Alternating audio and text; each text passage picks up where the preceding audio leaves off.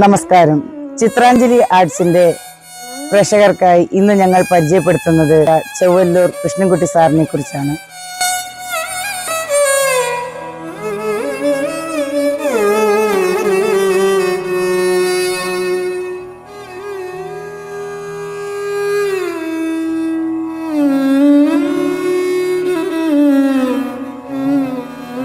കവി, ഗാനരചയിതാവ്, തിരക്കഥാകൃത്ത്, ചലച്ചിത്ര നടൻ, പത്രപ്രവർത്തകൻ, തായമ്പക വിദഗ്ധൻ തുടങ്ങി നിരവധി മേഖലകളിൽ തന്റെ വ്യക്തിമുദ്ര പതിപ്പിച്ച കലാകാരനായിരുന്നു അദ്ദേഹം.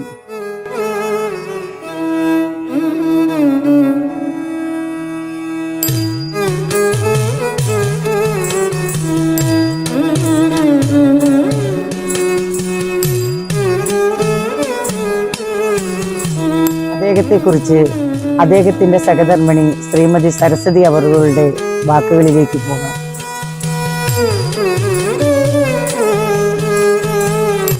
എല്ലാവർക്കും നമസ്കാരം. ഞാൻ ചോലൂർ കൃഷ്ണൻകുട്ടിയുടെ ഭാര്യ സരസ്വതി കൃഷ്ണൻകുട്ടി. എന്നെ ഇവിടേക്കാണ് ചോലൂർ വയരത്തേക്ക് കല്യാണം കഴിച്ചു കൊണ്ടുവന്നതാണ്. ഈ ചോലൂർ അമ്പലം എന്ന് പറഞ്ഞാൽ 108 ശിവാലയങ്ങളിൽ പെട്ടതാണ്.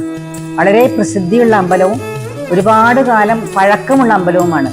2000 കൊല്ലത്തോളം പഴക്കമുണ്ട് എന്നാണ് പറഞ്ഞു കേട്ടിട്ടുള്ളത്.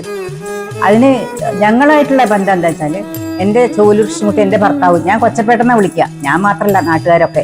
കൊച്ചപ്പേട്ടൻ്റെ മുത്തശ്ശൻ ഒരു നമ്പൂരിയായിരുന്നു.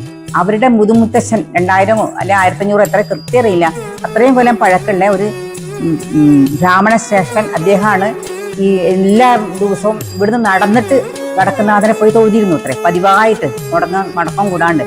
അപ്പൊ കുറച്ച് പ്രായമായപ്പോൾ അദ്ദേഹം ഈ ഇവിടുത്തെ കുളത്തിൽ തന്നെ കുളിച്ചിട്ട്, എനിക്ക് പറ്റില്ലല്ലോ തമ്പുരാനെ, ഞാൻ എന്ത് ചെയ്യും മഹാദേവ, എനിക്ക് വന്ന് തൊഴാൻ പറ്റില്ലോ എന്ന് പറഞ്ഞാൽ വളരെ സങ്കടപ്പെട്ടപ്പം ഈ ഓലക്കുട വെക്കുമല്ലോ, പിന്നെ കുളക്കരയിൽ വെച്ചിരുന്നു. ആ ഓലക്കട എടുക്കാൻ നോക്കുമ്പോൾ പൊന്തിയില്ല അത്രേ. അപ്പൊ ഒരു അശരീരി കേട്ടു, ഇങ്ങോട്ടും വരണ്ട, ഞാൻ അവിടെ തന്നെ ഉണ്ട്, എന്നെ ഇവിടുന്ന് ഭജിച്ചാൽ മതി, ഞാൻ സന്തോഷമാണ്. അങ്ങനെ എന്തോ ഒരു അശരീരി കേട്ടു. കുടപ്പുറത്ത് വന്ന ദേവനാ നമ്മൾ പറഞ്ഞു കേട്ടത്. അപ്പൊ അദ്ദേഹമാണ് ഈ അമ്പലം പണി കഴിപ്പിച്ചത്. അന്ന് ഇത്രയും വിപുലമായിട്ടായിരിക്കില്ല, അത്രയും കൊല്ലം പഴക്കില്ലേ. അദ്ദേഹം തന്നെ പൂജ ചെയ്തുകൊണ്ടിരുന്നത് കുറെ കാലം. അങ്ങനെയാണ് ഈ അമ്പലം ഉണ്ടായത്. വടക്കുന്നാഥന്റെ ഉള്ള എല്ലാ കാര്യങ്ങളും ഈ അമ്പലത്തിലുണ്ട്. സിംഹോദര സ്വാമി വടക്കുന്നാഥന് മാത്രമേ ഉള്ളൂ, വേറെ ഒരു അമ്പലത്തിലില്ല, ഇവിടെ ഉണ്ട്. അതുമാതിരി സപ്തമാതൃക്കള് എല്ലാ സ്ഥലത്തും ഇങ്ങനെ ചെറിയ ചെറിയ ഇങ്ങനെ എന്താ പറയാ ബിംമാതൃക്കൾ, ഇങ്ങനെ ചെറിയ ചെറിയ കല്ലിന്റെ അത് മാത്രമേ ഉണ്ടായിരുന്നു എല്ലാ സ്ഥലത്തും ഉള്ളൂ. പൊതുവെ ഇവിടെ അങ്ങനെയല്ല, മൂർത്തിയായിട്ട് തന്നെയാണ്. അതുപോലെ എന്താ പറയാ വിളക്ക് വെപ്പൊക്കെ ഉണ്ട്, അതുണ്ട്. അങ്ങനെ കുറച്ച് വ്യത്യാസങ്ങളൊക്കെ ഇവിടെ ഉണ്ട്. പിന്നെ വടക്കുന്നാഥന്റെ അടുത്തൊരു തിരുവമ്പാടി ക്ഷേത്രം ഉണ്ട്. അതേപോലെ ഇവിടെയും അദ്ദേഹത്തിന്റെ മഹാദേവന്റെ അടുത്തൊരു കുഞ്ഞ് തിരുവമ്പാടി ക്ഷേത്രം ഉണ്ട്. ഈ തിരുവമ്പാടി ക്ഷേത്രം ഇത് അതിനേക്കാളും പഴക്കമുണ്ടെന്ന് പറയുന്ന കേട്ടത്. അത് ഇവര് പണ്ട് പൂജിച്ചിരുന്ന അത്രേ. ഇവരെ ഈ മുത്തശ്ശനോ അവരുടെ താവഴി പൂജിച്ച അതേ ഗുരുവായൂരപ്പനെ അവരിവിടെ കൊണ്ടുവന്ന് പ്രതിഷ്ഠിച്ചതാണ്. കാലം കഴിയും തോറും അവർക്ക് വേണ്ടത്ര ശുശ്രൂഷിക്കാൻ പറ്റില്ല എന്ന് കണ്ടിട്ടായിരിക്കും, അറിഞ്ഞുകൂടാ. പിന്നെ നരസിംഹമൂർത്തിയാണ് ഇതെന്നും പറഞ്ഞു കേട്ടു. ഇവിടെ വലിയൊരു അമ്പലം ഉണ്ടായിരുന്നു, അത് പൊളിഞ്ഞു പോയിട്ടുണ്ട് കുറച്ചപ്പുറത്ത് ഞങ്ങളുടെ പറമ്പില്. അപ്പൊ ഈ അമ്പലം വന്നിട്ട് കുറെ കാലമായി. എന്തായാലും നമുക്കൊക്കെ ഓർമ്മ ഉണ്ടാകുമ്പോഴേ ഈ അമ്പലം ഉണ്ട്.